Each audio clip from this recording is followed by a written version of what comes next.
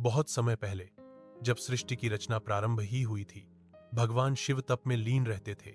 उनका जीवन वैराग्य से भरा था, न कोई मोह न कोई माया। वे कैलाश पर्वत पर बैठकर ध्यान करते रहते।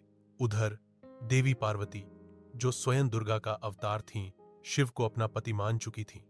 उन्होंने निश्चय किया कि वे अपने तप से शिव को पति रूप में प्राप्त करेंगी।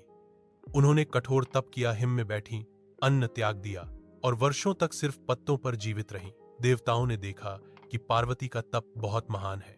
उन्होंने शिव से कहा, हे भोलेनाथ, यह कन्या कोई साधारण स्त्री नहीं, यह तो स्वयं शक्ति है। शिव मुस्कुराए। वे जान चुके थे कि यही उनकी अर्धांगिनी है, पर शिव ने उनकी परीक्षा लेनी चाहिए।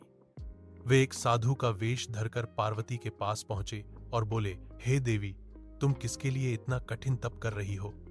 पार्वती बोली, मैं भगवान शिव को पति रूप में पाना चाहती हूं।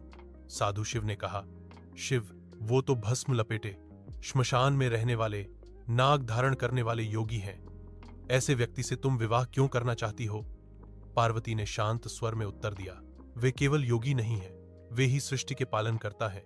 उनका प्रेम स्थिर है, उनका हृदय विशाल है, उनके समान कोई नहीं। यह सुनकर शिव ने अपना वेश त्याग दिया और पार्वती के सामने अपने असली रूप में प्रकट हो गए। पार्वती ने सिर झुका लिया। शिव बोले, तुमने प्रेम और तप से मुझे जीत लिया पार्वती, अब तुम मेरी अर्धांगिनी बनोगी।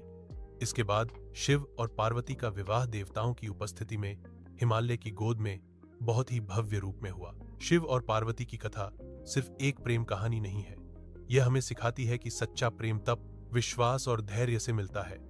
जब दो शक्तियां शिव, शिवत्व और शक्ति पार्वती एक होती हैं, तभी संपूर्णता आती है।